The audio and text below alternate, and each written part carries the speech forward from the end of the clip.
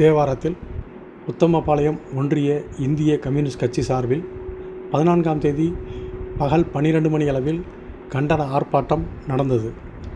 தேனி மாவட்டம் தேவாரத்தில் இந்திய கம்யூனிஸ்ட் கட்சி சார்பில் உத்தமபாளையம் ஒன்றிய செயலாளர் பாண்டி தலைமையில் தேவாரம் உரக்கடை அருகே ஆர்ப்பாட்டம் நடந்தது. இந்த ஆர்ப்பாட்டத்தில் பொதுமக்களை பெரிதும் பாதிக்கும் சமையல் எரிவாயு விலை உயர்வை கண்டித்து கண்டன கோஷங்கள் எழுப்பி ஆர்ப்பாட்டம் நடத்தினர். இந்த ஆர்ப்பாட்டத்தில் உத்தமபாளையம் ஒன்றிய குழு உறுப்பினர்கள் ஈஸ்வரன், பாண்டி ஆகியோர் முன்னிலை வகித்தனர். மாவட்ட செயலாளர் பெருமாள் கண்டன உரை நிகழ்த்தினார்.